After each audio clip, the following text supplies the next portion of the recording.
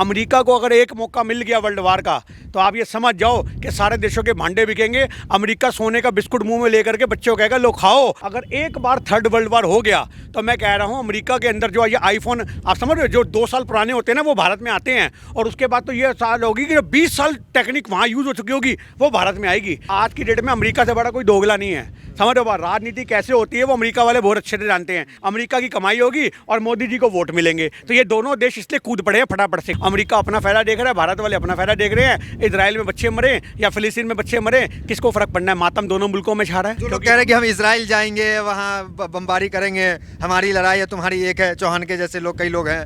अजी बैंगन करेंगे, ये बमबारी करेंगे, ये युद्ध चल रहा है साला वहाँ पे 20 किलोमीटर दूर, और हम यहाँ से दिखा रहे हैं, आपको दिखा रहे हैं। ऐसा क्या दिखा रहे हैं? वहाँ जाके दिखा है अगर जिगरा तो किसी गोदी मीडिया में जाए ना वहाँ पे। आज हमारे देश के कैमरे वहीं क्यों पहुँचते हैं जहाँ मुसलमान और कई दूसरे संगठनों की लड़ाइयाँ होती हैं? क्योंकि इनको भी टीआरपी मिलती है, गोदी मीडिया को टीआरपी मिलती है, अंधभक्तों को मजा मिलता है, सरकार को वोट मिलते हैं, और हम भारतीयों को दर्द मिलता है। नमस्कार, मैं दानिश अंसार और आप देख रहे हैं पीआरबी। हमारे साथ बातचीत करने के लिए सिख समुदाय से गिन्नी सहनी जी हैं। इनसे बातचीत करेंगे जिस तरीके से इजराइल और फ़िलिस्तीन में जंग जारी है। सोशल मीडिया पे भी एक जंग है, कुछ लोग फ़िलिस्तीन और कुछ लोग जो है इजराइल के साथ है। लेकिन आज जो खबर आई है वो जो हिजबुल्ला है जो लेबनान से हमला कर रहा है इजराइल पे, वो एंटी टैंक गाइडेड मिसाइल जो है उससे हमला किया जो अमेरिका में बनता है। तो सवाल ये उठ रहा है कि अमेरिका कहाँ खड़ा है? इजराइल के साथ खड़ा है अमेरिका या फिर फ़िलिस्तीन के साथ खड़ा है? क्योंकि जो हमले हो रहे हैं, जिस गाइडेड मिसाइल से नुकसान हुआ इजराइल को, वो जो है मिसाइल बनता है अमेरिका में। तो ये भी सवाल उठ रहा है कि अमेरिका कहाँ खड़ा है, दोनों साइड खड़ा है, या फिर अमेरिका को जो है हथियार बेचने और ख़रीदने से मतलब है? क्या कहेंगे? पहले तो चर्चा यहाँ से शुरू करते हैं कि कैसे देख रहे हैं? देश तो दो धड़ा में बटा हुआ है, कोई फ़िलिस्तीन के साथ है, कोई इजराइल के साथ है, तो कहाँ खड़े हैं आप? देखिए, मैं तो जी खड़ा हूँ हक के लिए, पर आपने अभी सवाल पूछा कि अमेरिका कहाँ खड़ा है, तो मैं आपको बता दूँ अमेरिका वहाँ खड़ा है जहाँ नोट खड़ा है, जहाँ धन खड़ा है। अमेरिका को पैसों से मतलब है, वो पैसों का एक पीड़ है, पीड़, उसको इससे कोई मतलब नहीं है। दो देश आपस में लड़े, वो तो चाहेगा तीसरा वर्ल्ड वार भी हो जाए, वो तो चाहेगा ईरान भी कूद जाए, भारत भी कूद जाए, पाकिस्तान कूद जाए, चाइना कूद जाए, सब देश एक दूसरे से आपस में लड़ने लगे, और मैं वही काम करूँ जो मैंने सेकेंड वर्ल्ड वार के काम किया था। आपको पता है, मेरी बात सुनो, द्वितीय विश्व युद्ध के अंदर पूरे मुल्क बर्बाद हुए थे एक अमेरिका को छोड़ करके, और तभी इसको विश्व की सबसे बड़ी उपाधि मिली। एक यूएसएस से, समझ रहे हो, रशिया और एक अमेरिका, ये दो सबसे बड़ी महाशक्ति बनी थी। गंभीर बातें कर रहे हैं कि युद्ध से अमेरिका को फायदा होता है, पूरे देश को नुकसान होता है। कह रहा हूँ पूरा विश्व रोता है। आप सेकंड वर्ल्ड वार 1939 में शुरू हुआ था, 1945 में खत्म हो रहा, 6 साल चला था। 6 साल में विश्व के देशों के भांडे बिक गए थे, सिर्फ एक अमेरिका ऐसा था इसकी चांदी चांदी हुई थी। तो आज भी वही हाल है। वो तो चाहता है युद्ध हो, थर्ड वर्ल्ड वार हो, और उसके बाद वो इतनी आगे निकल जाए कि अगले 500 साल तक भी कोई मुल्क उसका पीछा ना कर सके। अगर एक बार थर्ड वर्ल्ड वार हो गया तो मैं कह रहा हूँ अमेरिका के अंदर जो ये आईफोन आप समझ रहे हो जो 2 साल पुराने होते हैं ना, वो भारत में आते हैं। और उसके बाद तो ये साल होगी कि जो 20 साल टेक्निक वहाँ यूज हो चुकी होगी वो भारत में आएगी। अमेरिका को अगर एक मौका मिल गया वर्ल्ड वार का, तो आप ये समझ जाओ कि सारे देशों के भांडे बिकेंगे। अमेरिका सोने का बिस्कुट मुंह में लेकर के बच्चों को कहेगा लो खाओ, हमारे पास बहुत पैसा है, यह हाल होगा। मतलब वो अपना फायदा देखता है हर जंग में। जो जिस तरह इजराइल के साथ खड़ा है, कह रहा है पीस की बात कर रहा है कि पीस पीस, तो पीस के तो उधर का आरोप लग रहा है कि उधर कहाँ से मिसाइल छूट रहा है। आज आपको ये भी कह दूं मैं, अमेरिका कहता है आतंकवाद के मैं खिलाफ खड़ा हूँ। साला पाकिस्तान के पास जितनी मिसाइलें होती सब अमेरिका से जाती हैं और उनको हथियार बेचता है। आज भारत के खिलाफ वो जंग के लिए ऐलान करते तो हमारे पास भी है, हमारे पास भी ऐसे हाथ हिला हिला के बोलते हैं। वो कहाँ से आई? एक तरफ अमेरिका कहता है मैं यूएनओ का अंदर तुम्हारा मुद्दा है कश्मीर का, ये मैं सॉल्व कराऊंगा। एक तरफ कहता है मैं पाकिस्तान के साथ हूँ, एक तरफ कहता है मैं भारत के साथ हूँ और मैं शांति चाहता हूँ। आतंकवादियों को गोद में बैठा के बैठा हुआ है। तो आज की डेट में अमेरिका से बड़ा कोई दोगला नहीं है। समझ रहे हो, राजनीति कैसे होती है वो अमेरिका वाले बहुत अच्छे से जानते हैं। इनके तरह तरह के जितने भी प्रेसिडेंट बनते आए हैं उन सबको पता है कि भैया हमें किस प्रकार से दूसरे देशों को आपस में भिड़वाना है। ये वो दोगले लोग हैं, आपके साथ बैठेंगे और आपकी पीठ में छुरा खोबेंगे और आपको पता भी नहीं लगने देंगे किसने ठोक दिया। समझ रहे हो भाई, ये वो लोग हैं। लेकिन भारत जो अभी जहाँ खड़ा हो गया इजराइल के साथ, वो उसको कैसे देख रहे हैं? क्योंकि भारत का इतिहास एक अलग रहा है। देखिए, भारत का इतिहास तो बहुत कुछ रहा है। समझ रहे, पंडित नेहरू से लेकर के आज हमारे देश के जो अटल बिहारी वाजपेयी साहब थे, उन्होंने भी स्पीच अपनी कितनी वायरल कर रही है आज की डेट में। आप समझ रहे हो कितनी वायरल हो रही है वो स्पीच, जिसमें वो फिलिस्तीन का समर्थन कर रहे हैं कि उनकी ज़मीन अगर किसी ने कब्जा कर रखी है तो वो खाली करनी पड़ेगी। वो इतना जोरदार भाषण दे रहे हैं, पर ये पता नहीं कौन से आरएसएस के एजेंट निकल के आए हैं जो देश को बांटने में लगे हुए हैं। आज मोदी जी को यही नहीं पता कि इनकी पार्टी के जो पूर्वज रहे हैं उनका स्टैंड क्या था। समझ रहे हो बात? हाँ, फिलिस्तीन के साथ थे वो लोग, क्योंकि फिलिस्तीन अपने हक मांग रहा भैया। आज आप किसी के घर में शरण मांगने आओगे और उन्हीं के घर में कब्जा करके बैठ जाओगे तो वो तो चिल्लाएगा ना आदमी। तो आज यही वाली बात है कि आज अमेरिका हो या आज हमारे भारत के लोग हों, भारत के लोग क्या देख रहे हैं? अपना फ़ायदा राजनीतिक तौर पे, और अमेरिका अपना फ़ायदा देख रहा है हथियारों के तौर पे। अमेरिका की कमाई होगी और मोदी जी को वोट मिलेंगे, तो ये दोनों देश इसलिए कूद पड़े हैं फटाफट से। कोई मुद्दा हो, मोदी जी को पता है कि आज हमें अपना वोट बैंक जिंदा करना है तो हमें इजराइल का साथ देना पड़ेगा, क्योंकि खुली लड़ाई मुसलमानों के साथ है। जो अपने देश में लिंचिंग करके लिंचिंग करवा के उन मुद्दों को ढक देते हैं। इतने मुसलमानों के लिंचिंग के मुद्दे होते हैं, मेवात की घटना हुई, ये हुई वो हुई। इस सबसे क्या देखने को मिलता है? इन सबसे ये देखने को मिलता है कि अगर मुसलमानों के खिलाफ कोई जंग होगी तो भारत के जो अंधभक्त हैं उनका फुल समर्थन मोदी जी को जाएगा। ये भी दिमाग में नहीं होगा। अभी एक वीडियो मैंने देखी, मेरी बात सुनिए, अभी मैंने सोशल मीडिया पे एक वीडियो देखी है, बड़ी वायरल हो रही है, जिसमें एक आदमी शर्त लगा रहा है। मेरे को देख के पहली वीडियो एक ऐसी होगी जो मैंने शेयर करी है अपनी प्रोफाइल के अंदर।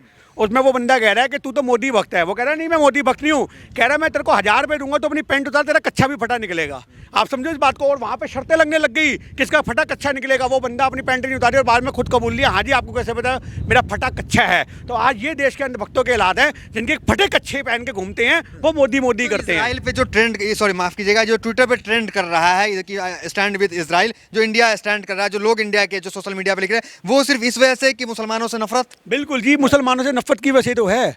आज मेरी बात को आप याद रखो, मुसलमानों के खिलाफ इनको इतनी नफरत है कि हक क्या होता है, क्रांति क्या होती है, और अपने बच्चों के परिवारों के लिए कैसे लड़ना होता है, वो इन्हें कोई मतलब नहीं है। इन्हें सिर्फ इस बात का मतलब है कि हाँ मुसलमान हैं तो ये गलत ही होगा, ये मुसलमान है तो गलत ही होगा। मतलब आज की डेट में सर पे किसी की टोपी पहनी हो और अगर किसी बंदे को दूसरे को गोली लगी हो और वो मुसलमान ने उसे गोदी में उठा के अस्पताल लेके जा रहा हो, तो साला अंधभक्त देख के बोलेगा देख मुल्ले ने गोली मार दी।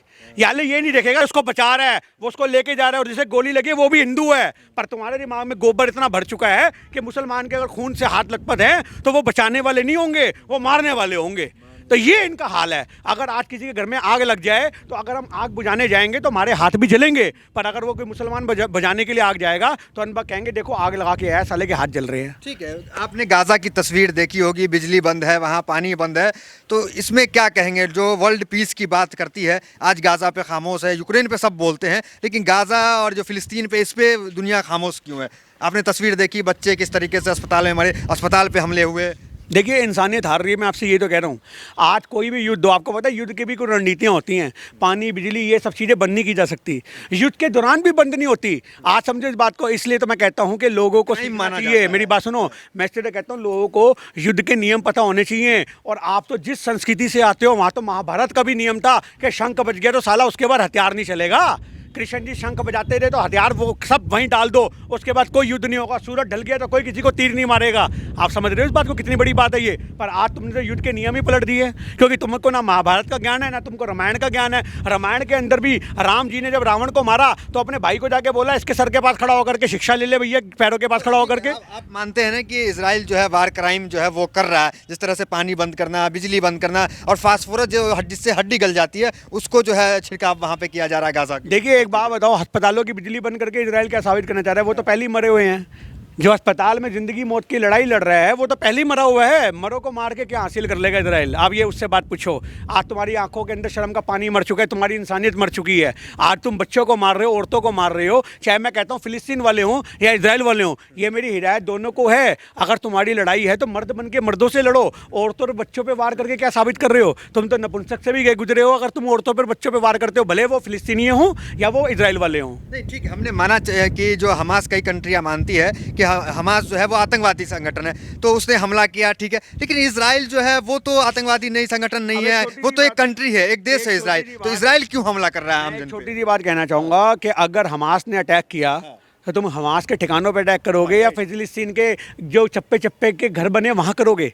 आज एक छोटी सी बात है, तो आतंकवादी संगठन इसलिए हमला किया, इजराइल तो देश था ना। तो हमास, मैं वही कहना चाह रहा हूँ, अगर हमास ने ऐसा कुछ किया तो आज एक बात बताइए आप, ओसामा बिन लादेन को जब मारा गया था तो आज उसको गुफाओं के अंदर घुसके के ऊपर से एरोप्लेन ठिकानों पे हमला हुआ, कहाँ ठिकानों से निकाल करके अमेरिका ने मारा था। आप समझो इस बात को, उसके ठिकानों में पहुंच गई, गुफाओं में पहुंच गई, पर वहाँ पे किसी लोगों को नहीं मारा। तो आज वही वाली बात है, इजराइल अपनी दुश्मनी निकाल रहा है है वो हमास के माध्यम से ही चाहता है मैं फिलिस्तीन का बचा हुआ हिस्सा भी कब्जा कर लूँ, चाहे गलती हमास की हो, पर हाँ मैं गलती चाहे हमास की हो पर मैं सजा जो है वो फिलिस्तीनियों को दूंगा। तो ये चीज़ तो अपने आप में सोचनी पड़ेगी। तुम्हारे अंदर गट्स होने चाहिए, दम होना चाहिए। तुम्हारी इंटेलिजेंसी कहाँ गई थी जब वो 5,000 बमबारियां लेकर के रॉकेट लेकर के आ गया? तुम्हारी इंटेलिजेंसी कहाँ गई थी? ये तो वही वाली बात हुई कि एक 5 साल के बच्चे ने खली को चपेट मार दी, ये तो इतना बड़ा मुद्दा हो गया। समझ रहे हो बात? आज पूरी इजराइल की थूतू हो गई इस बात से, तो आज फिर वो अपनी थूतू को बचाने के लिए वहाँ बच्चे मारता फिर रहा है। आज भी तू वहाँ पे हमास का कुछ नहीं पाड़ पाड़ा, समझ रहे हो बात? जिसका पाड़ना चाहिए उसका कुछ पाड़ नहीं पा रहा, वहाँ बच्चे बेल बूटे पाड़ का आ रहा है। तो ये चीज़ तो भैया कहीं से कहीं तक समर्थन के लिए इजराइल जो है बड़ी बड़ी बातें तो शुरू से करता रहा है कि डिफेंस सिस्टम के नाम पे इसके पास ये है वो है, लेकिन जिस तरीके से अभी कह रहा है कि गाजा में हम जाकर ग्राउंड पे जो है ऑपरेशन करेंगे, कुल मिला के जो कब्जे की रणनीति रही है, जो वक्त वक्त में फिलिस्तीन की ज़मीन कब्जा करता रहा है इजराइल, तो वो क्या लगता है सफल हो पाएगा? क्योंकि हमास एक बड़ा संगठन है वहाँ पे, और उधर से लेबनान से भी वहाँ से हमला हो रहा है, ईरान भी अपने को तैयार बता रहा है। तो क्या इजराइल के लिए आसान है गाजा पे कब्जा कर लेना या वहाँ जाकर के हमला कर देना? देखिए, कब्जा करना कोई बड़ी बात नहीं है। आज कब्जा तो ये पहले ही करके बैठे हैं। अगर आज ये गाज़ा पट्टी के भी कुछ हिस्से हड़प लेंगे तो कोई हैरत की बात नहीं होगी। भैया इजराइल भी पावरफुल है, इसमें कोई दो राय नहीं है, पर आज की डेट में ये सोचना चाहिए कि तुम कब्जा करके क्या हासिल कर लोगे। तुम वहाँ पे इंसानियत को शर्मसार कर रहे हो। अगर तुम्हारे में हक है, तुम्हारे अंदर एक इंसानियत बची है, तो तुम बैठ के समाधान करो ना। भैया मैं तो युद्ध के पक्ष में कभी रहा ही नहीं, ना हमारी सोच है, ना भारत की रणनीति है युद्ध करना या युद्ध करवाना या युद्धों को बढ़ावा देना। तो आज हमारे देश के लोगों को सोचना चाहिए कि इजराइल को रोका जाए।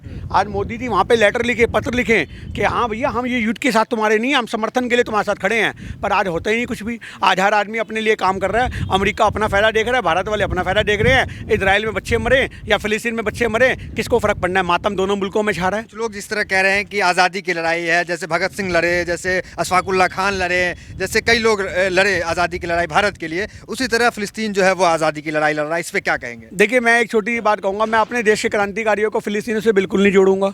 हमारे देश के क्रांतिकारियों का हमें इतिहास पता है, हमें वहाँ के क्रांतिकारियों का इतिहास नहीं पता। पर हमें एक बात जरूर पता है कि हमने भी लड़ाई हमारे मुल्क पे जब कब्जा हुआ था तो लड़ी थी, और आज वो भी इसलिए लड़ रहे हैं कि उनके मुल्क पे कब्जा है, उनकी ज़मीनों पे कब्जा है। अब उन लोगों की रणनीति क्या है? हमारे भगत सिंह ने तो असेंबली में भी बम फेंका तो सिर्फ धुआं उठाने वाला और आवाज़ करने वाला था, किसी को मारने वाला नहीं था। आज हमारे क्रांतिकारी जो वो थे जो किसी को अगर डराने के लिए, धमकाने के लिए काम करते थे, मारने के लिए नहीं करते थे। तो आज हमें क्या पता उनका इतिहास क्या रहा है, क्या नहीं रहा। पर हम एक बात हमेशा कहना चाहते हैं कि अगर आप किसी के मुल्क पे कब्जा करोगे तो आपको जवाब तो झेलना पड़ेगा। देखिए, आज़ादी में जान ली भी जाती है, जान भी दी भी जाती है। खुदीराम बोस हैं, वो बम मारते हैं और पूरी जो है तबाह हो जाता है अंग्रेज़ का। तो इस तरह महात्मा गांधी के विचार से भी आज़ादी मिली है। तो कुछ इस तरह के क्रांतिकारी भी थे जो कई बड़े बड़े कांड के, जिससे हमें फ़ख्र भी है कि आज हम आज़ाद हुए। तो पीस से तो आज़ादी मिलती नहीं है। नहीं, देखिए मैं एक छोटी सी बात कहना चाहता हूँ। युद्ध भी कोई समाधान नहीं है। युद्ध भी समाधान नहीं है। अगर युद्ध समाधान होता तो आज POK हमारा होता, आज पूरा पाकिस्तान हम दोबारा अपने अंडर में रख के बैठे होते। समझ रहे हो बात? तो आज युद्ध भी समाधान नहीं है। समाधान सिर्फ बातचीत ही है। किसी भी चीज़ का समाधान बातचीत है। तो क्या उसे फिलिस्तीन के जो लड़ाके हैं उसको आतंकवादी बताया जाए या उसे क्रांतिकारी बताया जाए? क्या बताया जाए? देखिए, मैं तो एक ही बात कहना चाहूँगा, हर आदमी की अपनी मेंटेलिटी है। अगर आप भक्तों से पूछोगे तो वो कहेंगे आतंकवादी हैं। अगर आप फिलिस्तीन के बच्चे से पूछोगे तो वो कहेंगे हमारे हक की लड़ाई लड़ने वाले ये हमारे देश के क्रांतिकारी हैं। आप समझ रहे हो बात? आज हमारे देश के अंदर आज भी अंग्रेजों ने जिस पन्नों पे लिखा था भगत सिंह को आतंकवादी, आज भी वो पन्ना मिट नहीं सका। ना कांग्रेस मिटा सकी, ना भाजपा मिटा सकी। आप समझो इस बात को। तो आज क्रांतिकारी जब देश के लिए लड़ते हैं तो उनको बहुत टैग लेने पड़ते हैं। आज हम जब ये बातें करते हैं ना आपकी मीडिया में, तो हमें भी टैग मिलता है खालिस्तान का, पर हमें कोई फ़र्क नहीं पड़ता। जो लोग कह रहे हैं कि हम इजराइल जाएंगे, वहाँ बमबारी करेंगे, हमारी लड़ाई है तुम्हारी एक है, चौहान के जैसे लोग कई लोग हैं। अजी बैंगन करेंगे, ये बमबारी करेंगे, ये कुछ ना करेंगे ये लोग। इजराइल के समर्थन में जाना छोड़ो, डाइपर का पैकेट हाथ में लेके जाएंगे, ये आप क्या बात कर रहे हो? अपनी वीडियो फोन में देख रहे हैं ना, ये समझ रहे हो बात? तो घर में डाइपर बांध के बैठे हुए हैं, क्योंकि इनकी लुगाई भी कह रही थी बार बार चद्दर क्यों गिली करते फिर रहे हो? क्या देख लिया ऐसा वीडियो में? और जब मोबाइल पकड़ के वीडियो घरवाली देखती है तो देखती है इजराइल और फिलिस्तीन की लड़ाई देख रहा था मेरा आदमी, बेचारे ने पैंटी पूरी गिली कर ली। तो आज वहाँ पे तो घरों के अंदर चड्डे पहन के बैठे, ये लोग डाइपर पहन के बैठे, ये इजराइल जाएंगे? अरे छोड़ दो ये बात। ये इजराइल बम की आवाज़ से दिल के धमाके इनके बंद हो जाएंगे तो धक धक दिल धड़कते हैं। ये वक्तों से आप कोई उम्मीद नहीं कर सकते। कह रहे हैं कि हम तैयार हैं जाने के लिए। ये सब कहने की बातें हैं जी। जाने के लिए तैयार है, जाने के लिए तैयार है। इनको आप एक बस में, एरोप्लेन में बिठा दो, कूद कूद के भागेंगे। हमें नहीं जाना, हमें नहीं जाना। हमें तो 2 रुपये मिले थे कमेंट करने के लिए। हम तो ऐसे ही बोल रहे हैं भाई साहब हमें माफ़ कर दो। ये जो तमाम लोग चले गए हैं, मीडिया के कई लोग गए हैं, जैसे गोदी मीडिया आप कहते हैं, रूबिका दीदी भी गई हैं। जी वो यूपी का दीदी नहीं है, वो दीदा है जी, दीदा। हमें तो आज रूबिका लियाकत को देख के यही समझ नहीं आता उसको भाईजान बोले या बहन जी बोले। तो आज हम रूबिका लियाकत को एक ही बात कहना चाहेंगे, में गई हैं क्या क्रांति कहना करने। चाह रहा हूँ, बिल्कुल बिल्कुल गई हैं जी। फिर आज जिस दिन वो अपने बाल ऐसे बिखरे होंगे, मुंह पे कालक होगी, भयानक सा चेहरा होगा, जब ऐसे लौटेगी तो हम मानेंगे युद्ध की कवरेज करके आई है। वरना एक साफ सुथरे कोने में कवरेज करके आना वो तो कोई भी कर सकता है। युद्ध चल रहा है साला वहाँ पे 20 किलोमीटर दूर, और हम यहाँ से दिखा रहे हैं, आपको दिखा रहे हैं। ऐसा क्या दिखा रहे हैं, वहाँ जाके दिखा है अगर जिगरा तो किसी गोदी मीडिया में जाए ना वहाँ पे। मीडिया कवर तो कर रही है। अरे भारतीय मीडिया इजराइल कवर कर रही है, फिलिस्तीन कवर कर रही है। मणिपुर के वक्त इनकी क्या भैंस खोल के ले गया था कोई, यानी कैमरे छीन लिए था किसी ने, क्यों नहीं गए वहाँ पे। मणिपुर में बहन बेटे को नंगा घुमाया गया, वहाँ तो नहीं कैमरे नहीं पहुंचे। समझ रहे हो बात। आज हमारे देश के कैमरे वहीं क्यों पहुंचते हैं जहाँ मुसलमान और कई दूसरे संगठनों की लड़ाइयाँ होती हैं, क्योंकि इनको भी टीआरपी मिलती है। गोदी मीडिया को टीआरपी मिलती है, अंध भक्तों को मजा मिलता है, सरकार को वोट मिलते हैं, और हम भारतीयों को दर्द मिलता है। ये है हमारे देश की सूरत। कुछ लोग लिख रहे हैं सोशल मीडिया पे कि मोदी चाहेंगे तो रुक जाएगा इजराइल का वार, लेकिन अभी नहीं चाह रहे हैं। अरे मोदी तो पता नहीं क्या चाहता है, अरुणाचल प्रदेश नहीं रोक सका। चाइना ने हमारे यहाँ 4000 मकान बना लिए, 4000 लोग रहते हैं अरुणाचल प्रदेश के अंदर। हमारी ज़मीन पे चाइना वालों ने हमारी ज़मीन पे कब्जा करके बसा रखे हैं। लद्दाख का कितना हिस्सा कवर कर रखा है, वहाँ तो मोदी की लाल आंख दिखाई नहीं जाती। ये कहता है मैं इजराइल के साथ हूँ। अरे मोदी जी, आप किसी के साथ नहीं हो, आप सिर्फ नफरत बांटने वालों के साथ खड़े हो। और आप एक इस्तीफे के साथ खड़े हो जाओ तो पूरा मुल्क बच जाएगा। कब खड़े होगे वो इस्तीफे के साथ, क्योंकि तुम्हारी अंधभक्तों की फौज बहुत बड़ी है, हम तो मान गए हैं। लोग कहते हैं 2024 में कौन आएगा, मैं कह रहा हूँ जी अंधभक्तों की बिल्कुल टोली बहुत बड़ी है। इनको हम लोग मात नहीं सकते, हमारी आबादी छोटी सी। अगर आप सिखों की आबादी ले लो, मुस्लिमों की आबादी ले लो, जैनियों की, पारसियों की, किन्हीं की आबादी ले लो, सारी आबादी मिला करके भी यहाँ पे 20% नहीं बैठती। आप समझ रहे हो इन बात। और इन्होंने अंधभक्तों की पूरी फौज खड़ी कर रखी है, तो हम इनको मात नहीं दे सकते। हम तो मानते हैं, पर अंधभक्तों का अगर दिमाग जाग जाए तो शायद देश बच जाए, वरना इतिहास के अंदर वो लिखा जाएगा देश की बर्बादी में सबसे बड़ा योगदान अंधभक्तों का रहा। चलिए, तो ये जो है गिन्नी सहनी जी थे, तमाम सवालों का बड़ी बेबाकी से जवाब दे रहे थे। हमने हिजबुल्लाह की बात की, हमने गाज़ा पट्टी की बात की, और हमने अमेरिका की जो स्थिति है उसकी बात की, सबकी बात की। सब सवाल के बड़ी बेबाकी से जवाब दिए। पीआरबी हो, चाहे हम हो, या कोई हो, वो वार जो है वो किसी चीज़ का समाधान नहीं है। और ऐसी कोई बात जो है सोशल मीडिया पे आप लोग भी ना लिखें जिससे बढ़ावा मिले इस चीज़ को। और हम भी इस चीज़ का समर्थन नहीं करते। शांति जो है उसी का पैगाम देना चाहते हैं कि वार जो है जल्द से जल्द ख़त्म होना चाहिए। तो फिलहाल वीडियो में इतना ही, मिलता है अगली वीडियो से। बनने हमारे साथ बहुत बहुत धन्यवाद।